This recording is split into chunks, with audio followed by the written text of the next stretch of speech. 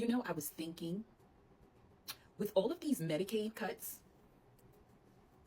and how a lot of the white community, and I'm talking about the working poor and the poor white community, how they didn't realize how deep the impact would be on their community.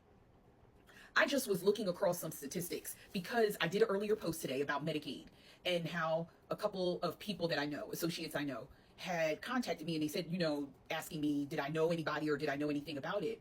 And their loved ones, elderly loved ones, are literally being put out of the nursing home because of Medicaid cuts. And it got me to thinking. They rounded up all of the, detainees, the people who they wanted to deport. They got all of them, rounded them up, and got them out of America. They sweep the country with pride, right? Then they turn around and they see the blow to the agricultural sector. They still are not really getting how bad it's going to get. Because I think they thought they were going to do this mass deportation of people and that they were going to replace those migrant workers and seasonal workers with black people. They just were going to, and it doesn't work that way. Then I noticed that a lot of the poor working white community didn't realize how educated black women had become.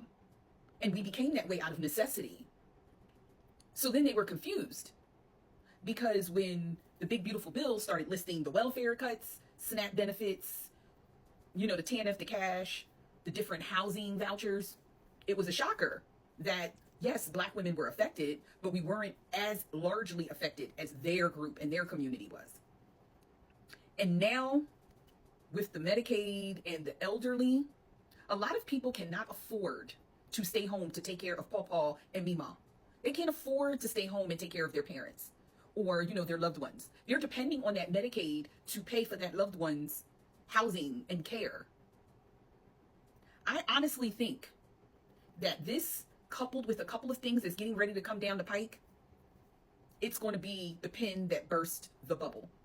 I honestly think it is.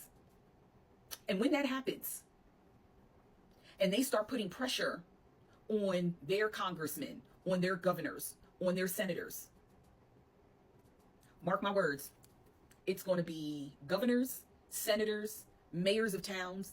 They are going to quit. That's my prediction. I think a lot of them are going to quit. A lot of them have seen devastation in their respective districts and states and towns. That flood in Texas could have been prevented. Those people lost their children when it could have been prevented. And a lot of Republicans, I know they can't come out publicly and say it because they're afraid of the backlash from Trump and all of his cronies. But I know deep down they feel like we don't like where this is going. They're going to quit. I bet you a lot of them are going to get together and walk out in utter disgust at what's going on. I don't think it's going to go on for too long. I'm getting the feeling they're going to walk out. They're going to say we're done with this because there's going to be so much poverty. I mean, we think people are being horribly squeezed financially now. Imagine when out of the 2-income household, one person has to stay home with grandma. What are people going to do? They barely making it with 2 incomes. So imagine if they have to cut it to just 1 income.